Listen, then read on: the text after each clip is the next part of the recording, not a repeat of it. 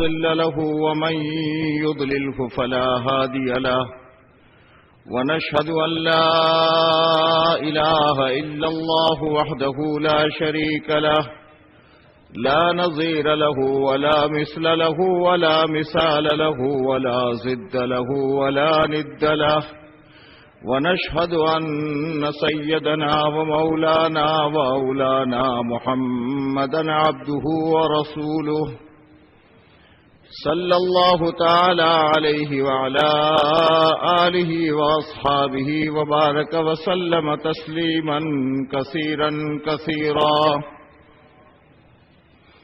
أما بعد فأعوذ بالله من الشيطان الرجيم بسم الله الرحمن الرحيم كل نفس ذائقة الموت وإنما توفون أجوركم يوم القيامة فمن زحزح عن النار وأدخل الجنة فقد فاز وما الحياة الدنيا إلا متاع الغرور وقال الله تبارك وتعالى يا أيها الذين آمنوا اذكروا الله ذكرا كثيرا وسبحوه بكرة وأصيلا صدق اللہ. میرے محترم دوستو، بھائیو اور بزرگوں، اللہ جل جلالہ من والوں نے ہم سب کو اس دنیا میں بہت تھوڑا سا وقت دے کر بھیجا ہے، اور اس تھوڑے سے وقت میں ہم سب سے مطالبہ ہے کہ ہمیں اللہ نے بننے کے لیے بھیجا ہے. ایک ہے چیزوں کا بننا اور ایک ہے انسان کا اپنا بننا. چیزیں بن گئی، مکان پرانا تھا نیا بن گیا، گھر میں سائیکل تھی کار آ گئی، کپڑے سستے تھے مہنگے ہو گئے، یہ چیزیں بنی. چیز کا بننا اور ہے، انسان کا بننا اور ہے. اور انسان بنتا ہے اندر کے صفات سے. اس کے اندر میں وہ صفات جو اللہ کو پسند ہے وہ بن گئے تو یہ انسان اللہ کے نزدیک قیمتی ہو جاتا ہے. اور اگر اس کے اندر میں وہ صفات بنے جو اللہ کے نزدیک پسندیدہ نہیں ہے تو یہ انسان اللہ کا مبغوض بن جاتا ہے. معاملہ ہے حق تعالی شانہ سے. اللہ جل جلالہ من والہ دلوں کے بھید کو اور اندر کی ساری چیزوں کو جانتے ہیں. یہاں تک کہ جو وساوس ہمارے اندر آتے ہیں ان وساوس کو حق تعالی شانہ جانتے ہیں. اس لیے اللہ یہ جانتے ہیں کہ کون بنا ہوا ہے اور کون بگڑا ہوا ہے. جو اپنے آپ کو بنا کر لے گیا وہ اللہ کی یہاں قیمتی شمار ہوگا، اور جس نے اپنے آپ کو نہیں بنایا وہ بے قیمت شمار ہوگا. دنیا کی زندگی حق تعالی شانہ نے اسی لیے دی ہے. ہر ایک سے مطالبہ ہے کہ اپنے آپ کو بنا کر لاؤ، اور بنانے میں سب سے زیادہ ہر عمل جو بھی آدمی کرے گا، ہر عمل کی جان اللہ کا دھیان ہے. اللہ کا دھیان ہے تو وہ عمل قیمتی ہے، اور اللہ کا دھیان نہیں ہے تو وہ عمل بے قیمت ہے. جس عمل کو اللہ کے لیے کیا جائے گا اس عمل کا بھاؤ ملے گا. جس عمل کو اللہ کے لیے نہیں کیا جائے گا وہ بڑے سے بڑا عمل ہوگا لیکن اس کی کوئی قیمت نہیں ہوگی. چھوٹا سا عمل ہے، راستے سے پتھر کو ہٹا دیا، اللہ کے لیے کر دیا تو یہ پتھر کا ہٹانا ہو سکتا ہے کہ اس کے نجات کا ذریعہ بن جائے. اور اللہ کے لیے اگر نہیں کیا تو بڑے سے بڑا عمل کیا، دین کی محنت کرتا رہا. دنیا والے اسے داعی کہتے رہے، دنیا والے اسے مجاہد کہتے رہے، دنیا والے اسے جان مال اللہ کی نسبت پر لگانے والا کہتے رہے، لیکن عمل اللہ کے لیے نہیں ہے تو قیامت کے دن حق تعالی شانہ فرما دیں گے کہ تو نے تو کیا تھا دوسروں کے لیے اور دوسرے تجھے اچھا کہے اس کے لیے، اس لیے ان کا بدلہ تو ان سے لے لے، میرے پاس تیرا کوئی بدلہ نہیں ہے. اور یہ کہہ کر اسے جہنم کے حوالے کر دیا جائے گا. زندگی بھر قرآن کی خدمت کرتا رہا اور قرآن کا قاری کہلایا، کتنوں کو قرآن سکھایا، سب کچھ سکھایا، لیکن نیت اپنے آپ کو بڑا بنانے کی تھی تو اس عمل کا بدلہ اللہ کی یہاں سے نہیں ملے گا. جو عمل اللہ کے لیے کیا جائے گا اس عمل کا بھاؤ بھی ملے گا، اس عمل کی قیمت بھی ملے گی. اور اللہ کے لیے کرنا کہ اللہ کا دھیان پیدا ہو جائے. اللہ کا ذکر کرنا ایک چیز ہے، اللہ کو یاد کرنا ایک چیز ہے، یہ شروع میں کی جاتی ہے، اور پھر آخر میں کساب اللہ کو یاد رکھنا. ایک ہے اللہ کو یاد کرنا اور ایک ہے اللہ کو یاد رکھنا. یاد کرتے کرتے کرتے کرتے کرتے اندر میں وہ بات پیدا ہو جاتی ہے کہ 24 گھنٹے اللہ کا استحضار پیدا ہو جاتا ہے. حضرات صحابہ کرام رضی اللہ عنہ اجمعین نے جو محنت فرمائی رسول پاک صلی اللہ علیہ وسلم کے ساتھ، اس عمل کے نتیجے میں اتنا یہ عمل ہو گیا کہ رات کے اندھیرے میں ماں بیٹی کو کہہ رہی ہے دودھ میں پانی ملا دے، اور بیٹی جواب میں کہہ رہی ہے کہ امیر المومنین نے منع کیا ہے. ماں کہتی ہے امیر المومنین کہاں دیکھ رہے ہیں؟ تو نوجوان بچی یہ جواب دے رہی ہے کہ امی امیر المومنین تو نہیں دیکھ رہے ہیں لیکن اللہ ہمیں دیکھ رہا ہے. یہ ہے اللہ کو یاد رکھنا، اللہ کا استحضار پیدا ہونا. ایک چرواہا جنگل میں بکری چرا رہا ہے اور اسے یہ کہا جاتا ہے کہ ایک بکری دے دے، پیسے ہم سے لے لے، ہمارے ساتھ کھانا کھا لے اور اپنے مالک کو جواب دے دینا، اپنے مالک کو جواب دے دینا اور یہ کہہ دینا کہ بھیڑیا کھا گیا تھا. تو چرواہا یہ کہہ رہا ہے این اللہ این اللہ، پھر اللہ کہاں چلے جائیں گے؟ یعنی گھر میں رہنے والی ایک نوجوان بچی سے لے کر کے یعنی جنگلات میں رہنے والا چرواہے تک میں ایک ہی ذہن ہے کہ اللہ کا استحضار، اللہ کا دھیان. ہر عمل میں اللہ کا دھیان پیدا ہو گیا، وہ عمل قیمتی ہو گیا، عمل کی جان ہے. اور یہ اللہ کا ذکر میرے دوستو، جتنا آدمی اپنے انفرادی اعمال کو مضبوط کرتا چلا جائے گا اتنا اللہ کا دھیان پیدا ہوتا چلا جائے گا. دعوت کی مبارک محنت میں بھی، گشتوں میں، بیانات میں، تشکیلوں میں، سارے کاموں میں جان اس وقت میں پڑے گی جب انفرادی اعمال ہمارے مضبوط ہوں گے. انفرادی اعمال کیا ہے کہ ہمارا معمول روزانہ صبح و شام اللہ کا ذکر ہے، اللہ کا ذکر ہے. اللہ کا ذکر کرنے سے اللہ کا تعلق ملے گا. اللہ کا تعلق بہت ضروری ہے. ایک آدمی کسی کی طرف دعوت دے رہا ہے اور جس کی طرف دعوت دے رہا ہے اسی سے تعلق نہیں، جس کی طرف بلا رہا ہے اسی سے جوڑ نہیں ہے، جس کی طرف بلا رہا ہے اسی کے حکموں کو توڑ رہا ہے، جس کی طرف بلا رہا ہے اسی سے اعلان جنگ کر رہا ہے. اور یہ نادان یہ سمجھتا ہے کہ صاحب میں تو خوب دیندار ہوں اور میں تو خوب دین کا داعی ہوں. نہیں، اللہ کے اوامر کو پورا کرنا، اللہ کے احکامات کو پورا کرنا، جناب رسول اللہ صلی اللہ علیہ وسلم کی جو سنتیں ہیں ان سنتوں کو اپنی زندگی میں لانا، یہ ہماری کامیابی کی بنیاد ہے. ہمارے عمل میں جان پڑے گی جتنا ہم اس سنتوں پر چلیں گے، جتنا اللہ کا دھیان ہم میں ہوگا کہ ہر عمل میں صحابہ کرام کی تعریف کی گئی. کون ہے ان کا؟ رجال اللہ تلہیہم تجارت ولا بیع عن ذکر اللہ، کہ یہ وہ لوگ ہیں کہ تجارت اور خرید و فروخت اللہ کے ذکر سے انہیں روک نہیں رہی ہے، انہیں غافل نہیں کر رہی. اتنا استحضار صحابہ نے محنت کرتے کرتے کرتے پیدا ہو گیا تھا کہ انتہائی غفلت کا موقع، ایک صحابی اپنی بیوی کے ران پر اپنے سر کو رکھ کر سو رہے ہیں، لیٹے ہوئے بات ہو رہی ہے، اب انتہائی غفلت کا موقع ہے، لیکن اس وقت میں بھی رونا شروع کر دیا. بیوی نے پوچھا کیا بات ہے، کیوں رو رہے ہیں؟ ان کا مجھے جہنم یاد آ گئی، مجھے پلسرات کے پس پار ہونا یاد آ گیا. اب انتہائی غفلت کا موقع ہے، لیکن اس وقت میں بھی اللہ کی یاد، اللہ کا دھیان. اس کے لیے میرے دوستو ہماری زندگی میں خصوصاً یہ ہمارا بڑا مجمع وہ ہے جو ماشاءاللہ کام کرنے والا ہے، جو قربانیاں دینے والا ہے، جو محنتیں کرنے والا ہے. یہ وہ مجمع ہے جو جنگلات میں جا کر کے محنتیں کرتا ہے، جو گلیوں میں جا کر محنتیں کرتا ہے. یہ وہ مجمع ہے. لیکن میرے بھائیوں، اس کے ساتھ جس اللہ کی طرف ہم دعوت دے رہے ہیں اس اللہ سے ہمارا تعلق ہونا ضروری، اس اللہ سے ہمارا تعلق ہونا ضروری ہے.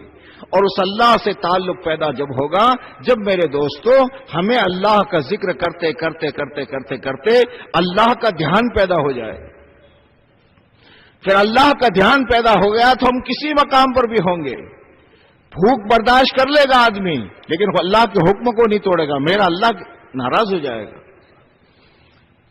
شادی کا موقع آئے گا، قدم قدم پر اس کے سامنے اللہ کے نبی کی سنتیں ہوگی کہ اگر میری زندگی میں اللہ کے حکموں کو توڑ کر اللہ کے حکموں کا، اللہ کے نبی کی سنتوں کا جنازہ نکال کر کے اگر میں نے بیٹے اور بیٹی کی شادی کر لی ہے تو میری بیٹی کی زندگی میں خوشگواری نہیں آ سکتی، میری بیٹی تباہ ہو جائے گی۔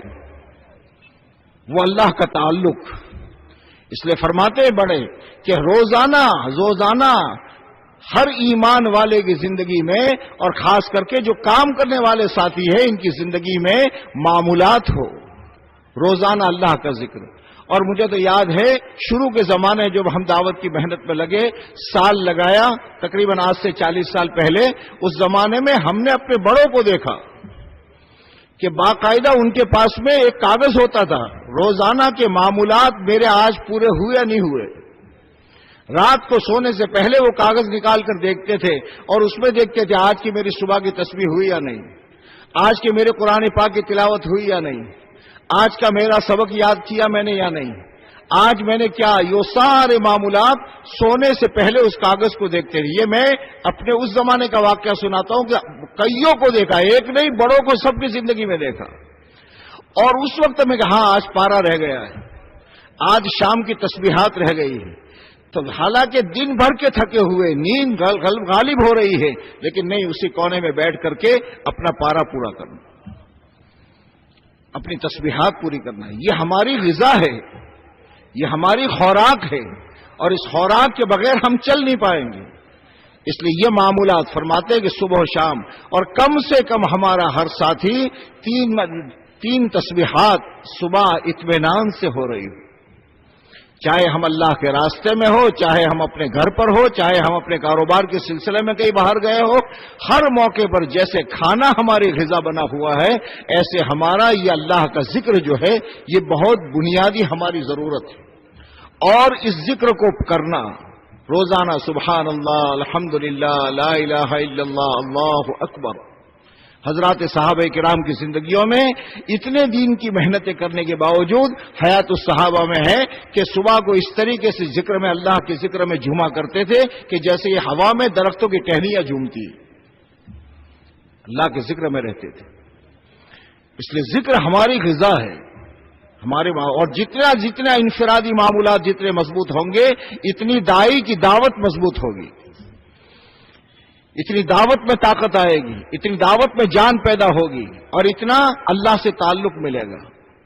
آپ دیکھیے، یعنی جس اللہ کی طرف ہم لوگوں کو بلا رہے ہیں اس اللہ سے ہمارا تعلق کا کیا حال ہے۔ اس کے لیے تسبیحات، اپنی پابندی کے ساتھ میں تسبیحات کو پورا کرنا، اور ماشاءاللہ ذکر پر آپ مجھ سے زیادہ اچھا بیان کر رہے ہیں۔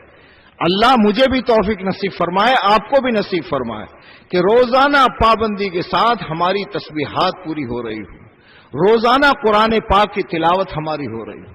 اگر قرآن پاک پڑھنا جانتے ہیں بالکل تلاوت، تو پھر سے صحیح تجوید کے ساتھ قرآن پاک کی تلاوت، کم سے کم ایک پارہ، چاہے کتنی بھی مشغولیت ہماری ہو، کتنی بھی مشغولیت ہماری ہو، لیکن روزانہ کا ہمارا پارہ ہونا چاہیے۔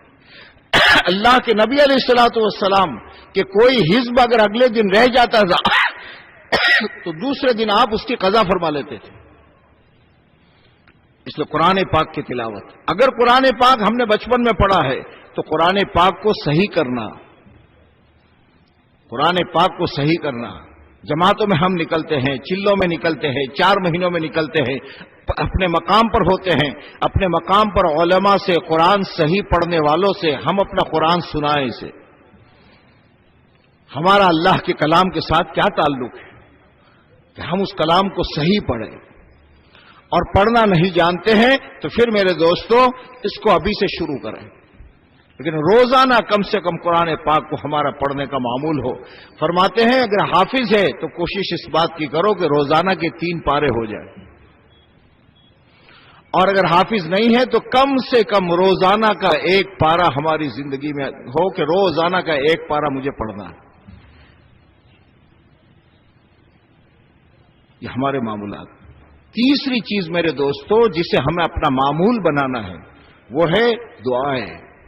اللہ کے نبی علیہ الصلوۃ والسلام نے ہر موقع کی دعائیں بتائی ہیں، ان دعاؤں میں بڑی جان ہے۔ ان دعاؤں میں بڑی جان ہے، بڑی طاقت ہے. میں آپ کو ایک قصہ بتاؤں. یہ دعائیں جس کو ہم سمجھتے ہیں نا، اسے یاد کر لیتے ہیں. یاد کرنا یقیناً ثواب کی چیز ہے، لیکن اس دعا کو اس کے وقت پر پڑھنا، اس دعاؤں میں کیا برکتیں. ایک صاحب نے ابھی اپنی کتاب میں لکھا ہے کہ ایک کی بچی تھی، ماں باپ کے درمیان میں ایک ہی بچی تھی، اچھی ماشاءاللہ سمجھدار دیندار بچی تھی. کچھ بیمار ہوئی، ڈاکٹروں کو بتایا گیا. ڈاکٹروں نے یہ کہا کہ اس بچی کو کینسر ہے. ماں بالکل ایک دم پریشان، باپ ایک دم پریشان. بچی کو کسی نے نہیں بتایا، لیکن یہ پریشان ہو رہے بہت. اپنی سٹی میں اپنی جگہ پر، یہ ہر جگہ پر انہوں نے رپورٹ کروا رہے ہیں، یہ کروا رہے ہیں، ہر جگہ سے یہ ملا. ہوتے ہوتے اسے رپورٹ بمبئی بھیجے، بمبئی کے ڈاکٹروں کو بتایا، بمبئی کے ڈاکٹروں نے بھی یہی بتایا کہ اس کو کینسر کا ہے. بچی پریشان کہ جب دیکھو تب ماں اور باپ جب بیٹھے ہو رو رہے ہو، اور یہ جب پہنچ جاتی ہے تو دونوں اپنے آنسو کو صاف کر دیتے. میں کیا ہے، کیا مسئلہ نہیں بیٹا؟ کچھ بھی نہیں. ابو سے پوچھے کیا ہے؟ کچھ بھی نہیں. پریشان بچی. ایک دن بہت زیادہ دن ہو گئے، آخر تو اس نے اڑ گئی اپنی بات پر اور اپنے ماں باپ سے پوچھا کیا بات ہے، کیا مسئلہ ہے؟ ماموں آتے ہیں تو وہ پریشان، چچا آتے ہیں تو وہ پریشان، آپ دونوں کو دیکھتی ہو تو جب دیکھو تو آپ کی آنکھوں میں آنسو ہے، مسئلہ کیا ہے؟ ان کا کوئی نہیں بیٹا. ان کا نہیں، اب ٹالیے مت، میری عمر بھی بڑی ہو چکی ہے، میں بھی کچھ سمجھتی ہوں، کچھ بتائیے کیا ہے مسئلہ. اب اس کی ماں نے کہا بیٹا گھبرانا مت، وہ تو علاج ہو جائے گا، ٹھیک ہو جائے گا، بتائیے تو صحیح کیا ہے، بیمار کیا ہے. تو انہوں نے بہت ہی ایک دم گھبراتے ہوئے کہا بیٹی ڈاکٹر یہ بتا رہے ہیں کہ تجھے کینسر ہے.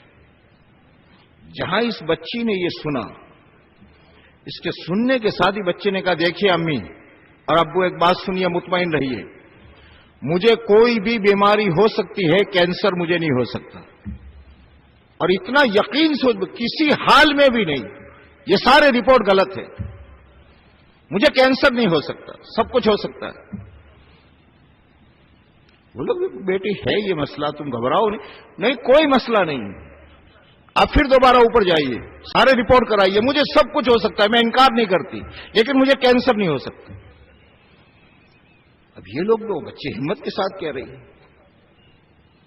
چچا ماموں سب جمع ہوئے، جمع ہونے کے بعد میں رپورٹ بتانی شروع کر دی، اور اوپر گئے. اب اوپر سے رپورٹ آنی شروع ہوئی، ہاں وہ ذرا کینسر کا شبہ ہے. پھر کچھ دنوں کے بعد میں آیا کہ نہیں اس کو کینسر نہیں. یہ لوگ تو کیا بات ہے، اور سب کا متفقہ رپورٹ آ گیا کہ اس بچی کو کینسر نہیں. خیر اور دوسرے امراض جو تھے اس کا علاج کیا، بچی چلتی پھرتی اپنا کام میں لگ گئی، یہ ہو گیا. ایک دن اس کے رشتہ دار سب جمع ہو گئے، اس بچی کو لے کر بیٹھے کہ بیٹی ایک بات ہمیں تجھ سے پوچھنی ہے. کیا ہے؟ کہ ہم تو کئی مہینوں سے پریشان حال بیٹھے ہوئے تھے، جب یہ بات تجھے کہی تو تو نے بیٹا ایک دم سے یہ کہہ دیا کہ مجھے سب کچھ ہو سکتا ہے، کینسر نہیں ہو سکتا. یہ تو نے کس بنیاد پر کہا؟ ہائے تو اس بچے نے کہا سنو، میں ڈاکٹر کی بات کو سچ مانوں یا اللہ کے نبی کی بات کو سچ مانوں؟ تو انہوں نے کہا اللہ کے نبی کی بات سچ. کہ ایک حدیث پاک میں نے ایک دعا پڑھی تھی کہ آدمی کسی مریض کو دیکھے یا کسی مبتلا حال کو، پریشان حال کو دیکھے اور یہ دعا پڑھ لے تو اس پریشانی میں اور اس بیماری میں اللہ اسے مبتلا نہیں کریں گے. اور وہ دعا میں نے 3 کینسر کے مریضوں پر پڑھ لی ہے، مجھے برابر یاد ہے، مجھے کینسر نہیں ہو سکتا. اور آپ نے دیکھ لیا. اب یہ روزمرہ کی دعاؤں میں ہے. اب کیا ہے کہ کسی پریشان حال کو دیکھو، پھر آپ میرے پیچھے پڑ جاؤ گے، مسئلہ دعا بتاؤ. میں بتا دوں کہ فرمایا کہ جس آدمی نے کسی پریشان حال کو دیکھا اور پڑھ لی دعا الحمدللہ الذی عافانی مما ابتلاک بہ وفضلنی علی کثیر ممن خلق تفضیلا، اس دعا کو دل کے یقین کے ساتھ پڑھی تو اس پریشانی میں اور اس بیماری میں اللہ اس پڑھنے والے کو مبتلا نہیں کریں گے. اللہ کے نبی صلی اللہ علیہ وسلم کی جو دی ہوئی دعائیں ہیں، یہ قلعے میں آدمی داخل ہو جاتا ہے، بہت بڑی خیر ہے۔ اب اللہ کے راستے میں نکلنے کے زمانے میں ہم مشق کرتے ہیں، مسجد میں داخل ہونے کی دعا، مسجد سے نکلنے کی دعا، گھر سے نکلنے کی دعا، گھر میں داخل ہونے کی دعا، وضو کرتے ہوئے دعا، وضو سے فارغ ہونے کی دعا، یہ ساری دعائیں یاد کر لیتے ہیں۔ لیکن میں نے جیسے کہا کہ اس وقت میں اللہ اس کو یاد رکھنا، وقت پر اس عمل کو یاد رکھنا کہ ہر عمل کی، ہر موقع کی دعا اس کے وقت پر پڑھنا، یہ ہے بنیاد۔ یاد کر لینا یقیناً ثواب کی چیز ہے، لیکن ہر موقع کی دعا اس کی مشق کرنی ہوگی، دھیان دینا ہوگا۔ میں مسجد میں جا رہا ہوں، میرا کون سا پاؤں اندر جا رہا ہے، میں جوتے نکال رہا ہوں، میرا کون سا پاؤں سے جوتا نکل رہا ہے، اس پر دھیان۔ اس لیے ہر موقع کی دعائیں ہیں اللہ کے نبی علیہ الصلوۃ والسلام نے دی ہے۔ نماز پڑھی، اب نماز کے بعد کی دعائیں کیا ہیں کہ جہاں امام نے سلام پھیرا، اب سلام پھیرنے کے بعد اللہ کے نبی صلی اللہ علیہ وسلم کیا پڑھتے تھے، اور یہ ہمارے معمول میں آ جائے کہ اللہ کے نبی علیہ الصلوۃ والسلام اللہ اکبر اللہ اکبر اللہ اکبر اللہ اکبر، ایک مرتبہ پڑھنے کے بعد 3 مرتبہ استغفر اللہ استغفر اللہ استغفر اللہ، اللہم انت السلام و منک السلام، اللہم لا مانع لما اعطیت ولا معطی لما منعت ولا ينفع ذا الجد منک الجد۔ ہر عمل کے وقت کی جو دعائیں ہیں، ان دعاؤں کو اس کے وقت پر پڑھنا۔ صبح ہو گئی، گھر سے نکلے، اب دعا پڑھ لی، بسم اللہ توکلت علی اللہ لا حول ولا قوت الا باللہ۔ جانتے ہو کتنی بڑی چیز ہے، ہم نے یاد تو کر لی، لیکن گھر سے نکلتے وقت میں ہمارا یہ معمول بن جائے کہ جب آدمی گھر سے نکلتا ہے اور یہ پڑھتا ہے بسم اللہ توکلت علی اللہ لا حول ولا قوت الا باللہ، ایک فرشتہ ہے جو فوراً اس کا جواب دیتا ہے، ہدیت و وقیت و کفیت، تو منزل مقصود کو پہنچ گیا اور تجھے بچا لیا گیا اور اللہ تیرے لیے کافی ہو گئے۔ کتنی جاندار چیزیں ہیں، اور ہم سال ہر سال سے الحمدللہ دعوت کی محنت میں لگے ہوئے ہیں۔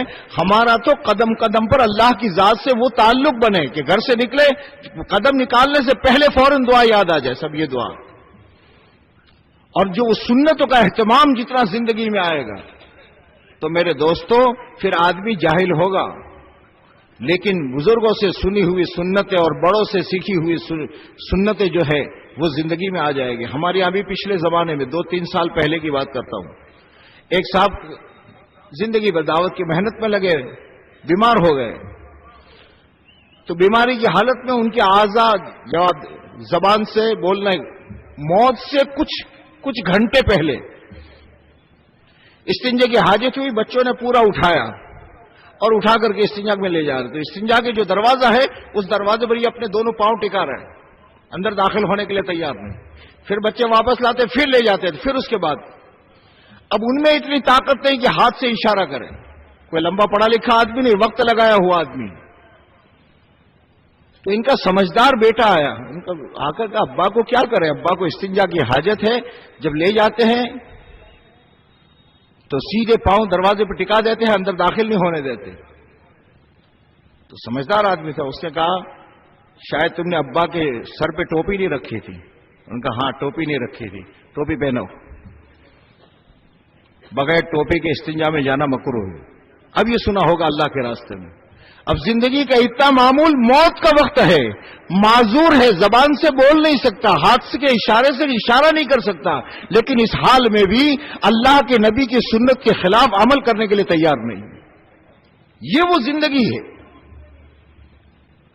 کہ اللہ کے نبی علیہ الصلوۃ والسلام کی سنتیں ہماری زندگیوں میں آ جائے۔ دوستو میں محتاج ہوں، آپ بھی محتاج ہیں، یہ نہیں ہے کہ میں آپ کو کوئی نصیحت کر رہا ہوں، یہ مذاکرہ ہے۔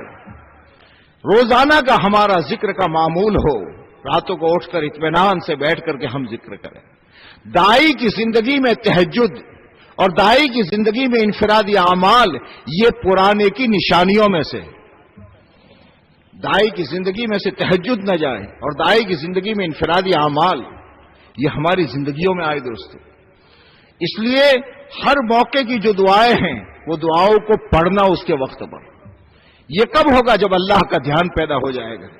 استحضار پیدا ہو جائے گا کہ میرے تو قدم قدم پر فوراً یاد آئے گا.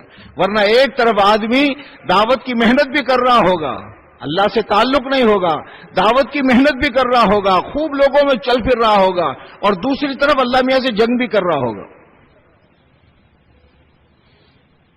صاحب جنگ کیا مانا؟ ان کا ایک طرف تو ماشاءاللہ خوب تشکیلیں کر رہا ہے, خوب محنت کر رہا ہے, اور دوسری طرف زندگی میں سودی نظام چلا رہا ہے, اور سودی نظام والے کے متعلق تو اللہ میاں نے کہہ دیا کہ میں اللہ اور اس کے رسول سے لڑائی کا اعلان ہے اس کا.